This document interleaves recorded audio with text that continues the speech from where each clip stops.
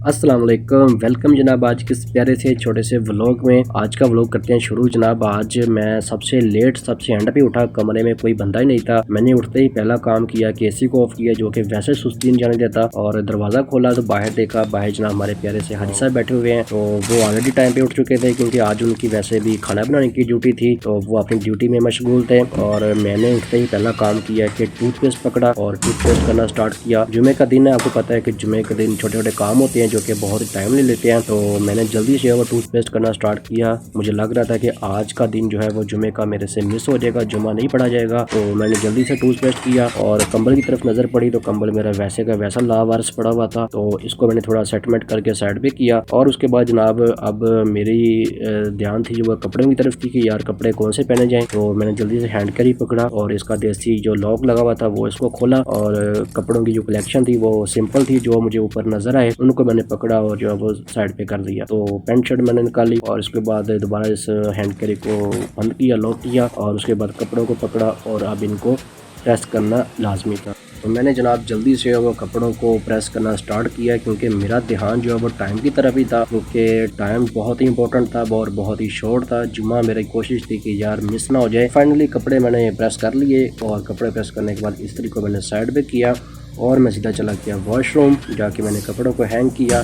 कपड़ों को हैंग करने के बाद मैंने सोचा कि यार पानी भी एक दफ़ा चेक कर लिया जाए कि नहाने के काबिल है या नहीं, क्योंकि पानी यहाँ पर बहुत ज़्यादा गर्म होता है।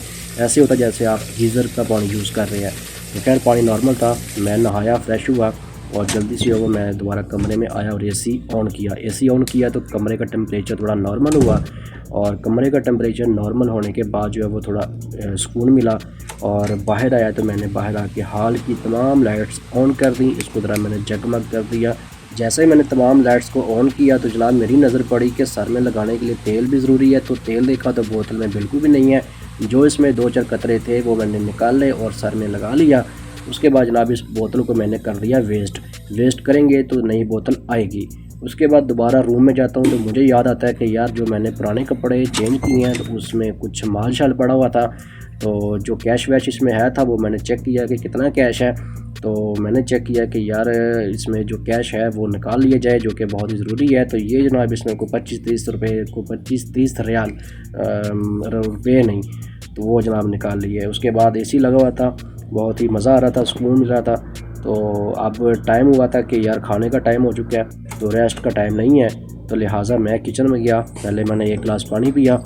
पानी पीने के बाद जनाब अब मैंने चेक किया कि यार कल किसकी बारी है खाना बनाने की। तो जनाब कल हमारी बारी आ चुकी थी और आज बारी थी हमारे हाजी साहब की, जो कि जुमा पढ़ के आए हैं। और जुमा पढ़ के आते हैं सीधा वो चले गए किचन में, क्योंकि वो अपनी ड्यूटी सर अंजाम दे रहे हैं। तो उनका बनाया हुआ आज का खाना तकरीबन अब तैयार था। बहुत ही मज़े का और बहुत ही टेस्टी ये खाना बनाते हैं। बहुत ही प्रोफेशनल शेफ़ हैं हमारे। बाकी तमाम दोस्त हमारे आ चुके थे क्योंकि जुमे वाले दिन एक एक करके सब दोस्त आ रहे थे। और अब खाना जनाब वो खाने का टाइम हो चुका था और इतनी देर में ऑर्डर आता है कि जनाब सुफरा लगा दिया जाए, खाना तैयार है। आज साहब उन्होंने खाना तैयार कर दिया है। तो तमाम दोस्त भाई हमारे आ चुके थे, सुफरा भी लग चुका है।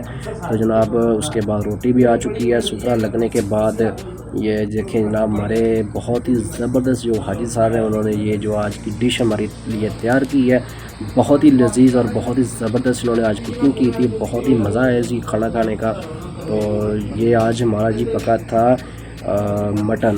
तो उसके बाद कोक का भी आना लाजमी था। जैसे कोक आई है, जैसे ये खाना तैयार हुआ है तो खाना खाना हमने स्टार्ट किया। बहुत ही ज़बरदस्त, बहुत ही लजीज खाना था। सब दोस्तों ने ना अच्छा खासा खाने की ना वो तबाही उठाई है। और उसके बाद जो वो खाना खा के सब दोस्त फ्री हुए हैं। तो खाना खाने के बाद फ्री होने के बाद सबसे एंड के ऊपर जो हमारा लास्ट काम होता है वो हिसाब होता है, जो कि हर जुमे को होता है।